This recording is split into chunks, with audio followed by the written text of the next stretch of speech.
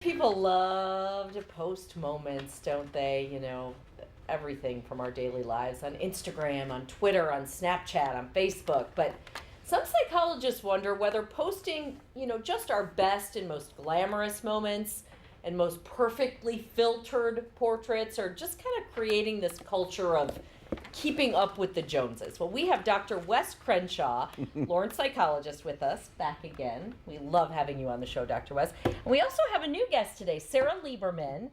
She is a Lawrence Free State High School graduate. She's also a junior at Cornell right now, and she's co-authoring the book Consent-Based Sex Education with Dr. Wes.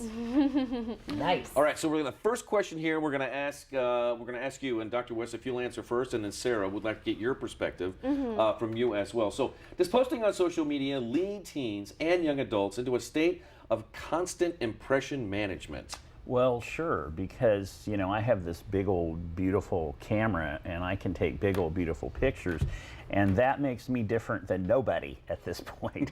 You can make a great picture on those little cameras and they all have them in their pockets and they can shoot and shoot and shoot until they come up with a picture that looks, celebrity quality. What do you think, Sarah? Yeah, I think today we basically have the capabilities of Photoshop on our smartphones, so it adds all this pressure to keep all of our pictures looking perfect because that's become the new standard. Filters and all those kinds of things to make yourself look better than you are perhaps in real life. You know what I mean? So Definitely in my case. What's the impact that this is having on us? Well, there's a concept in social psychology called upward and downward social comparison. And they aren't either one of them good or bad, but in the case of, for example, social media, upward social comparison could mean that you really aspire to be, as smart or pretty or whatever as the person online, and maybe that helps you. But it can also mean that you become downtrodden because you can never be that great.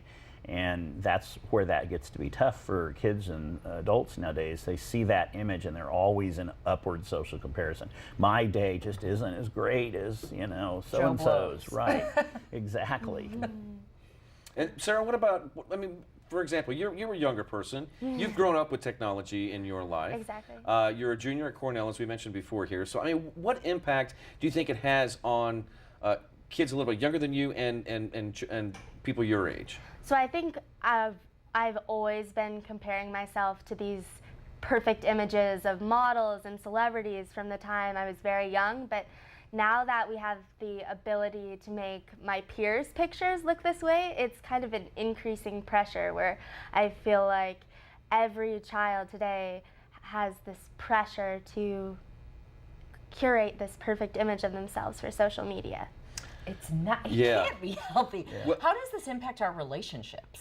Well, it's very interesting. I do a lot of relationship therapy with married people and dating people. And so if you are dating someone and you see on their Instagram or their Facebook that they are liking all these certain images, this begins to affect the partner and makes them either feel jealous or inadequate, like that upward social comparison, or makes them feel like they need to change to fit better the kind of things the person is liking.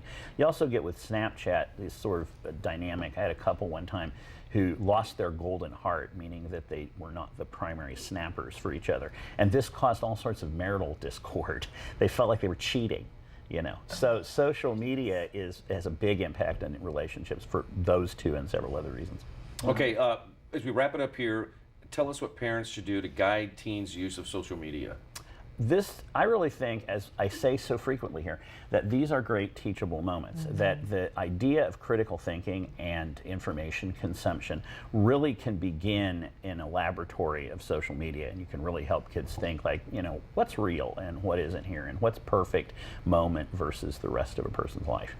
And will that resonate, do you think, with kids saying, the importance of you and your likability and all that isn't based on how many likes you get and isn't based on those sorts of social media aspects? Yes, I think it will. I think practicing mindfulness while posting on social media or looking at social media is incredibly effective for kind of bringing everything back into perspective. I'm not really interested in policing how people use social media, but just knowing how it's being used and then choosing mindfully how you will use it will be really effective. Great advice from both you guys. Thanks, Sarah. Good to see you. Dr. West, as always, thank you. If you'd like to contact Dr. Crenshaw, You can find him on Twitter at Wes Crenshaw, PhD, or you can visit his website, drwes.com.